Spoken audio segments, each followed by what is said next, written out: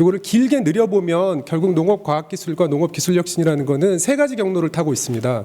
그래서 처음에 이제 1900년에 산업혁명이 일어난 다음에 농업기계혁명이 있었습니다. 그래서 사실 그 사람의 노동으로 하던 그래서 플랜테이션, 플랜테이티로 했던 이런 대규모 농업을 기계가 대신하는 이런 기계혁명을 한 50년 정도 해서 농업을 완전히 다른 산업으로 바꾸어놨고요. 그리고 1950년부터 2000년까지는 많은 R&D가 연구개발이 있었지만 실제로는 생물화학 기반 R&D를 주로 했습니다. 그래서 비료나 농약, 종자 같은 걸로 급격한 생산성 향상을 이루었습니다. 근데 이제 2000년부터는 지금 어떤 걸 하고 있냐면 농업을 디지털하게 만드는, 스마트하게 만드는 이런 일을 하고 있는데요. 앞으로도 30년 정도는 이 일을 계속 그 연구개발의 중점이 되지 않을까라고 전망하고 있고요. 실제로 농업을 디지털하게 만든다는 것은 농업을 시설, 장비, 장치 산업화 만드는 것이고 그 안에는 농기자재와 농기계를 얼마나 그 스마트하고 디지털하게 만드느냐 이제 그런 큰 흐름에서는 그렇게 이해할 수 있습니다. 그래서 그런 걸 통해서 실제적으로 한 명의 농부가 부양하던 인구가 26명에서 155명, 265명인데 곧 1000명 시대 이상으로 흐를 수 있을 것으로 예상이 됩니다. 실제적으로 이 농업의 R&D를 통해서 인구 증가가 1960년부터 21년까지 이렇게 파퓰레이션이 증가하는 건데요. 세계 인구 증가는 농업 생산성의 증가와 정확하게 일치합니다. 그래서 농업 생산성이 증가했기 때문에 인구가 증가할 수 있었던 거고 반대로 인구가 증가했기 때문에 또 농업 생산성을 올릴 수 있었던 이런 건데요. 인간이 10,000년 동안 하지 못했던 일을 불과 한 100년 사이에 이렇게 해서 인구가 4배, 5배가 되는 이런 그 드라마틱한 생산성 향상이 있었습니다. 근데 이제 앞으로가 문제인데 실제로 뭐 다 아시는 전망이지만 지금 세계 인구가 75억 명 정도인데 2050년에 이제 100억 인구가 된다는 거죠. 그래서 앞으로 30년 이내에 세계 인구가 30%가 늘어나게 되고 30%가 늘어나게 되면 식량 생산은 지금보다 60%가 필요하다, 증가가 필요하다라는 건데 사실 주어진 시간이 그리 많지는 않습니다. 약 30년 정도로 보고 있습니다. 근데 이제 지금까지의 농업이 그 이런 드라마틱한 성과를 이루는 사이에도 많은 그 여러 가지 부작용들이 있었는데 이게 전 세계의 농경지를 개발하고 농경지화된 그림을 그린 겁니다. 원래는 녹색이었는데 지금 노란색으로 바뀌는 거 보시면 사실 전 세계에 있는 그 농업 생산성의 향상은 농경지를 개발하면서 이제 이렇게 된 거거든요. 근데 우리가 보통 인지하고 있는 것보다 자연 상태의 토지를 농경지로 바꾸는 게 대단히 큽니다. 그래서 지금 현재는 이제 노란색 위주로 다 이렇게 바뀐 거고요. 그렇기 때문에 이렇게 많은 인구가 이렇게 싸게 농산물을 이렇게 많이 먹을 수 있는 이런 시대가 열렸다고 보시면 됩니다. 이건 이제 아마존의 모습인데요. 아마존 같은 경우도 사실은 녹색 상태에서 아주 빠른 속도로 노란색으로 바뀌어가는 것, 파밍, 그러니까 농경지로 바뀌어가는 것을 보실 수 있어요. 근데 우리가 실제로 느끼고 상상했던 것보다 그 규모라든지 밀도라든지 이게 어마어마합니다. 근데 아마존 같은 경우는 이제 가장 이렇게 개발했던 이유가 결국 콩 때문인데 콩은 그 사료로 쓰기 위해서 그랬던 거고요. 아마존을 우리가 지구의 허파라고 하는 거는 지구 산소의 20%를 공급하는 지역이고 또 지구 유기물의 10%가 있는 곳인데 아마존은 또 이렇게 하면서 벌채를 한 것이 아니라 소각을 했습니다. 소각을 해서 상당히 엄청난 환경부활을 일으켰던 것도 사실입니다.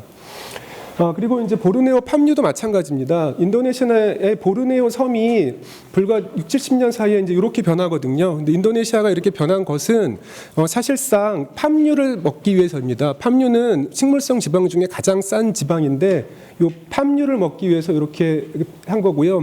현재에는 싼 값으로 팜유를 먹고 있지만 미래를 가치 계산하면 정말 비싼 값으로 먹고 있는 걸 수도 있다라는 거고 전 세계 농경지가 지금 보여드린 예시와 크게 다르지는 않습니다. 한국도 역시 마찬가지라고 볼 수 있고요.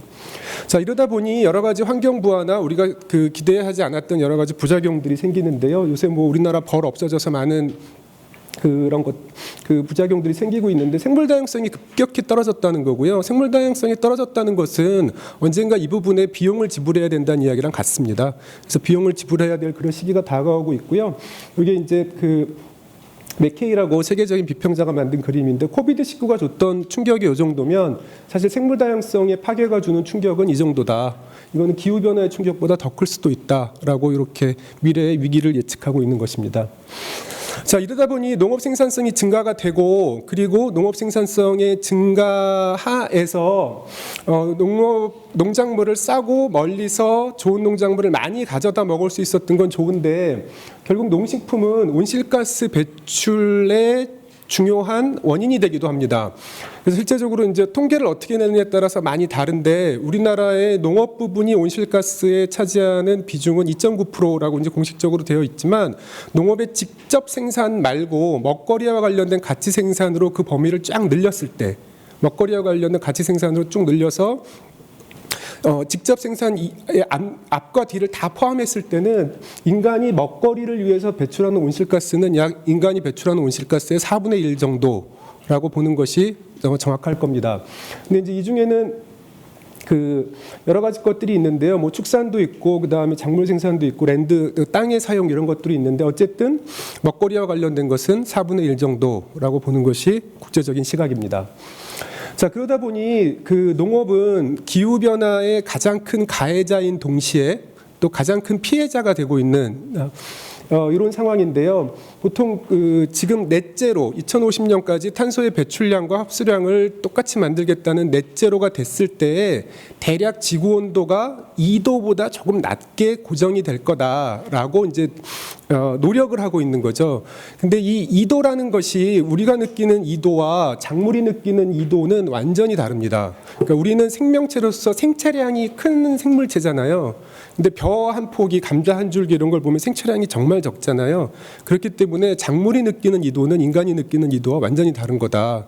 실제적으로 기후변화가 2도 정도 되면 우리나라가 가지고 있는 모든 종자, 재배법, 적지 이건 다 다시 한번 정비를 해야 되는 그런 상황이 옵니다. 그리고 오고 있고요. 그리고 비록 넷제로에 성공을 하더라도 2도 정도까지 해서 멈출 건데, 2도 정도에서 멈춘다 하더라도 티핑 포인트라는 게 있습니다. 티핑 포인트라고 해서 다른 것들이 이렇게 열려가면서 기후 변화를 촉진시키는 그런 위기는 막지 못할 거고요. 결국은 우리나라 농업이 지금보다 기후 측면, 노동력 측면, 에너지 측면에서 훨씬 더 나빠질 거다라는 거를 전제에 깔고 준비를 해야 될 것 같습니다.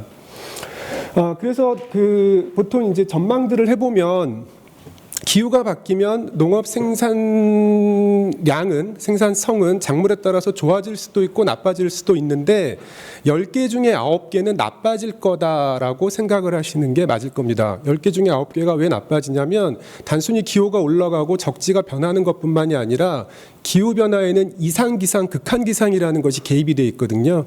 근데 작물이 보통 우리 원예작물이 90일 자라고 식량작물이 120일 자라는 동안 단 한 번만의 기후 데미지가 있더라도 그거는 다 그 한 번의 데미지로 작물의 생육은 다 끝나는 거기 때문에, 그래서 나빠질 거라고 봐야 되고요.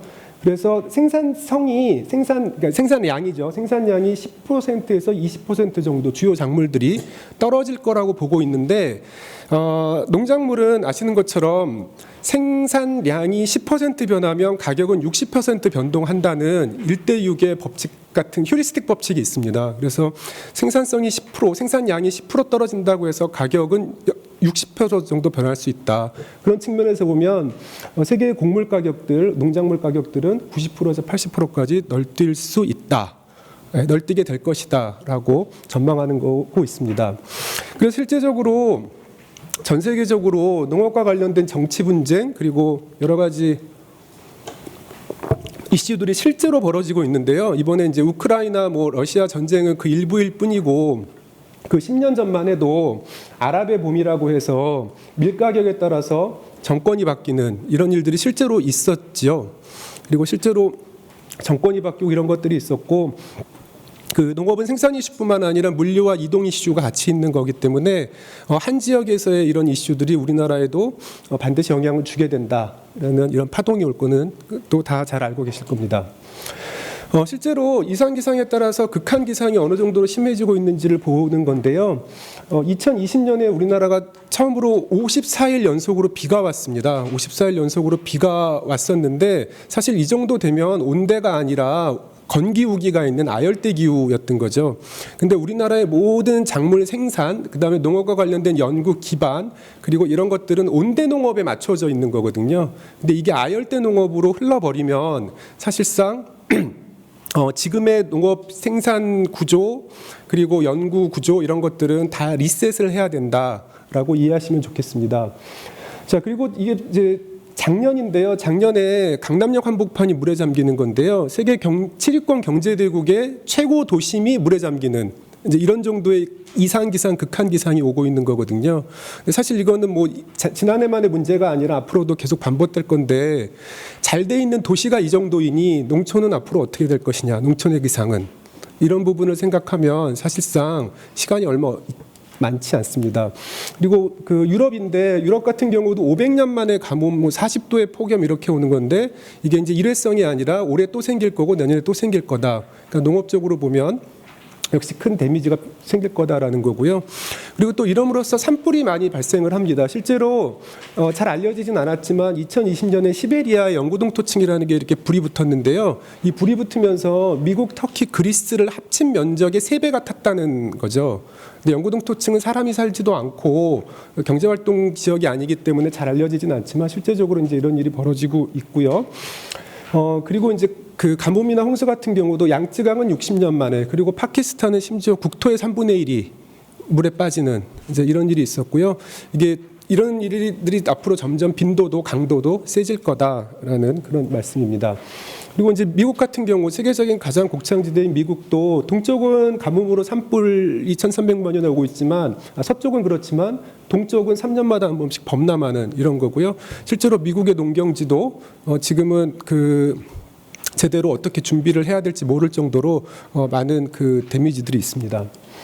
자, 그래서 앞에 것과 이 뒤에 것을 요약해 보면 미래 농업이 해야 될 게 뭐냐면 미래 농업은 첫째는 미래 농업에 주어지는 미션은 100억 인구에게 식량을 공급해야 한다라는 것입니다. 지금의 글로벌 농업 시스템은 70억 인구에게 식량을 공급하고 있는데 2050년까지 100억 인구에게 식량을 공급해야 한다. 자, 그러기 위해서는 지금의 생산성보다 60% 정도 증가된 양이 필요하다라는 게 이게 주어진 미션입니다. 이게 주어진 미션이고요. 이 미션을 달성하는 데 있어서의 조건이 있는데 두 가지 조건이 있는데 하나는 새로운 경작지를 만들 수가 없습니다. 이전에 농업 생산성 향상의 베이스는 새로운 경작지를 늘리는 것이었는데 이제 더 이상 경작지를 늘릴 땅도 없고 탄소 배출 때문에 자연 상태의 토지를 농지로 바꿔낼 수도 없습니다. 오히려 인도의 2배만한 농경지를 자연 상태로 환원시켜야 합니다. 그러니까 농경지는 늘릴 수 없다라는 거죠.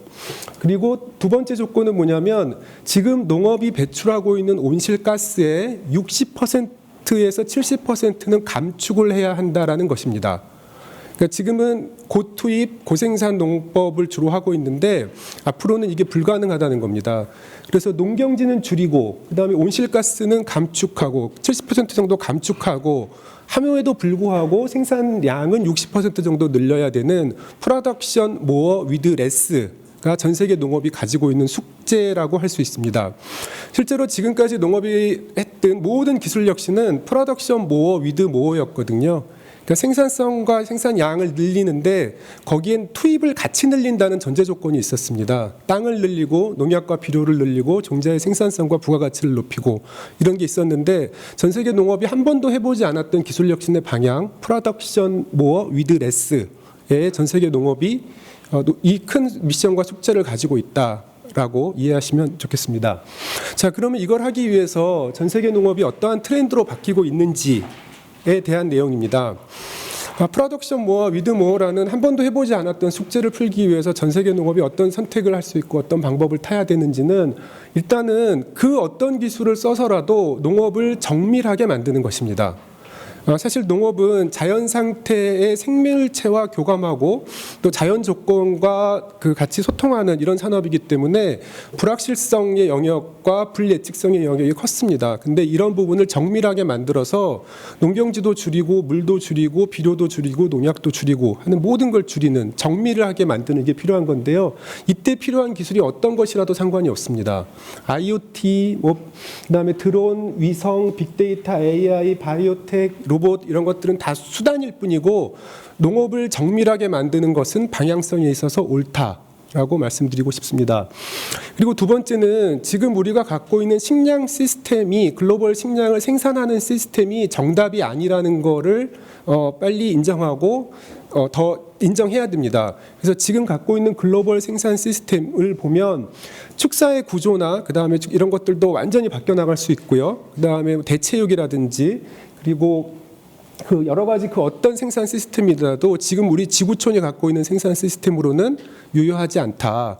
결국은 생산 시스템의 대변화, 대변혁이 있어야만 할 것이고 30년 사이에 그런 활동들이 많이 있을 거다라고 말씀드리고 싶습니다.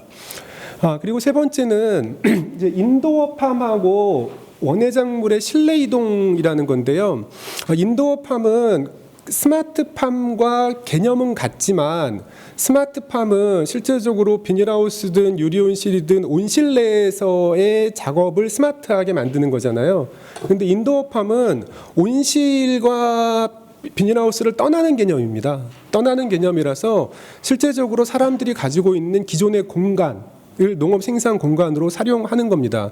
그래서 기술은 비슷할지 몰라도 개념은 완전히 다른 거고요. 근데 이게 이제 사실 상당히 먼 미래에 있을 거다라고 불과 5년, 10년 전에만 도 생각을 했었는데 그렇게 멀지 않다라는 거는 기술성과 경제성이 같이 좋아지고 있습니다.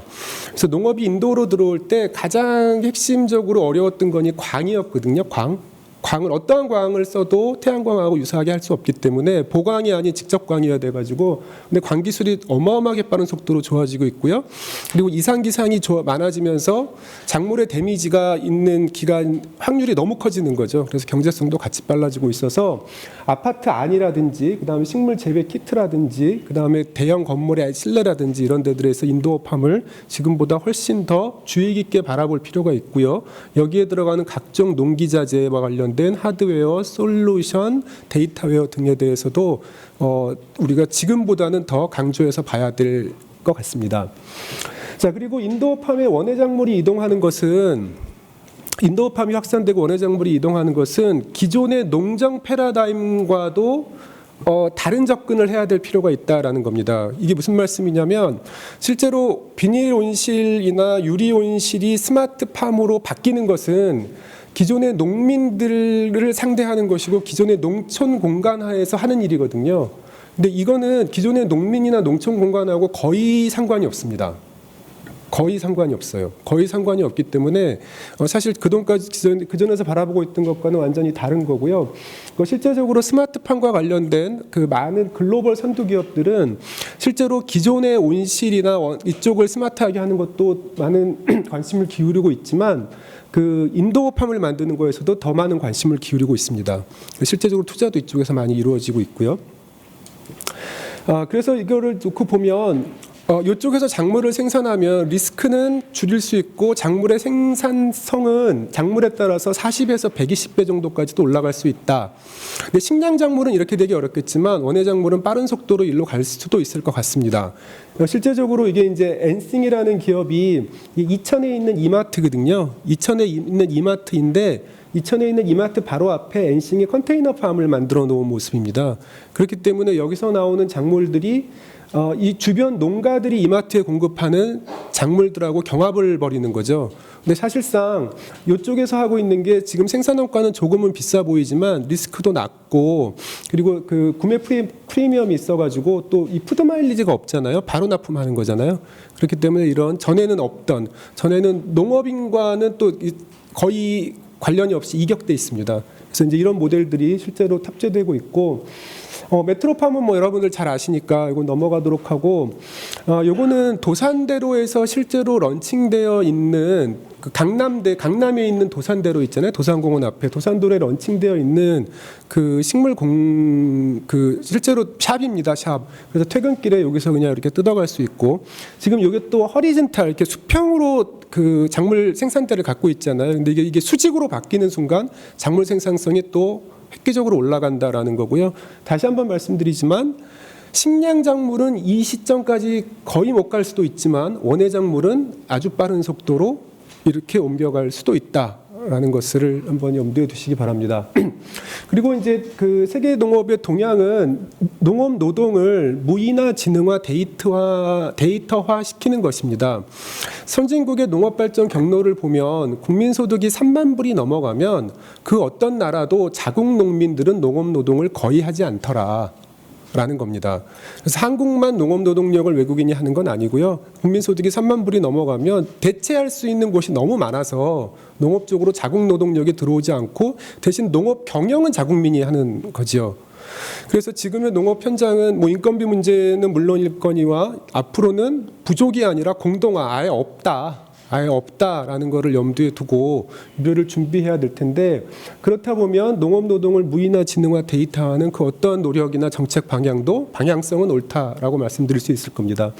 그래서 로봇이나 드론 같이 기존의 농작업, 농기계가 들어오지 못했던 영역으로 들어갈 것이고요. 그 다음에 그 기존에 들어가 있던 영역도 훨씬 딥하게 들어갈 거다라는 거고요. 이런 측면에서 전 세계 연구개발 방향은 모아지고 있습니다. 그리고 농업 노동을 무인화, 지능화, 데이터할 때 빠질 수 없는 게 농기계인데, 우리나라 같은 경우 농지가 좁고 또 이렇게 그 경사지라든지 이런 조건이 안 좋지만 그 실제로 광활한 농지를 갖고 있는 데는 이 작업을 하기 위해서 그 어마어마한 노력을 들이고 있는 거죠. 그래서 그 농기계 자체가 데이터 수집을 하기 위한 기계가 돼 있는 거고요. 여기서 5초마다 데이터를 보내서 자기 학습도 시킬 뿐만 아니라 지금은 농기계 작업이 모두 올맨드, 모두 사람이 하는 작업이라면 언맨드, 사람이 아예 개입을 빼버리는 그런 작업을 하고 있고, 실제적으로 이런 데이터라는 건 시간이 지나면은 그 양이나 질이 스카이로켓팅하게 돼 있잖아요. 스카이로켓팅하게 되면 지금하고는 완전히 다른 모델이 생길 거고 선순환이 생길 거고, 근데 어느 특정 회사가 이걸 할 수는 없기 때문에 이거를 서포트하는 1차, 2차, 3차 벤더들이 생기면서 그들의 제품들이 여기 탑재되는 플러그 앤 플레이 방식이 많아질 거고 M&A도 많아질 거다라고 정리해 볼 수 있습니다. 그래서 결국은 농기계 산업이 어떻게 갈 것이냐라고 봤을 때 자동차 산업과 똑같이 갈 거다 라는 겁니다.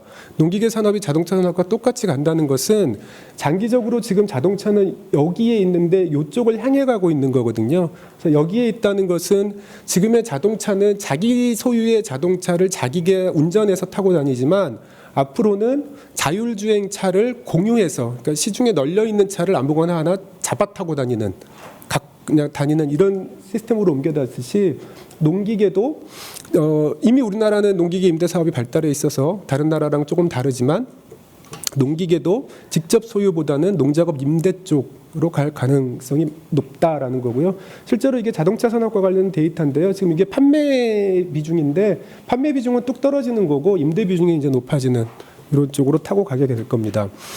실제적으로 이런 모습이 아주 먼 미래의 모습만은 아닌 게, 이게 아프리카에 있는 헬로우 트랙터라는 거거든요. 아프리카에 있는 헬로우 트랙터라는 건데 실제로 우버처럼 농기계를 사용하는 것입니다.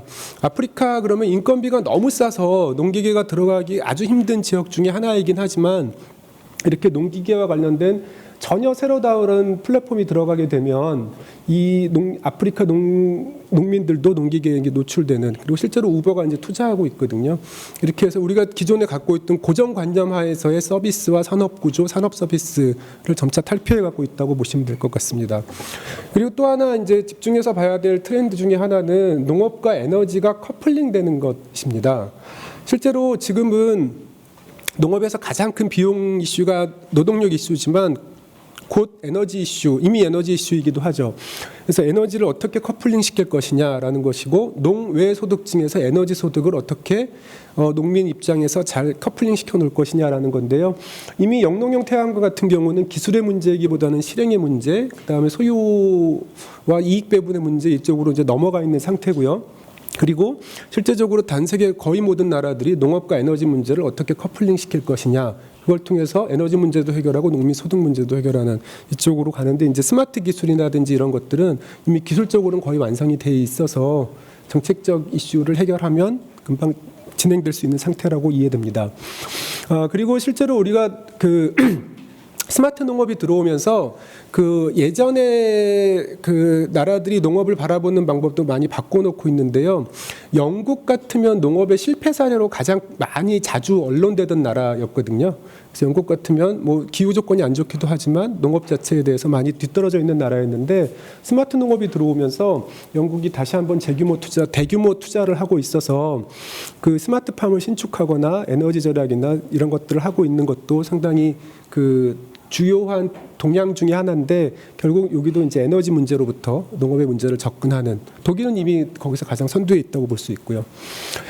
그리고 우리가 보통 지금 축산분뇨, 경축순환 이런 문제를 얘기하고 있지만 잘 풀리진 않고 있는데 여기도 마찬가지입니다. 이 에너지 이슈를 축산분뇨를 가지고 할 수 있는 기술 수준들이 계속해서 높아지고 있기 때문에 이전하고는 다른 접근법, 농기자재와 관련된 이슈, 솔루션과 관련된 이슈들이 타고 있고요. 이 블랙록이라는 회사는 실제적으로 전 세계에서 가장 큰 자산관리 및 투자회사입니다. 투자자 중에 가장 큰 회사예요. 근데 블랙록도 결국 농업의 엔트리 포인트를 농업과 에너지, 그 중에서도 축산 분야를 어떻게 접근할 것이냐라는 이제 이런 쪽으로 그 실제로 투자하고 딜을 하고 있고요. 한 1조 정도를 투자하고 있는 이런 상황입니다. 한국은 이제 농업과 에너지 이슈에 있어서 뭐 농지의 소유 문제, 그리고 임차 문제, 그리고 위해 시설이 농촌에 들어가는 대신 뭐 그 에너지와 관련된 거는 도시로 베너핏은 도시로 이동하는 뭐 여러 가지 해결해야 될 문제점이 있지만 어쨌든 거시 트렌드는 에너지하고 커플링을 엮어보는 것이 큰 숙제다라는 거고요. 그리고 이제 또 6번째 트렌드로는 우리나라 농업은 너무 농업과 관련된 문제를 국내에 한정해서 푸는 습성이 있습니다.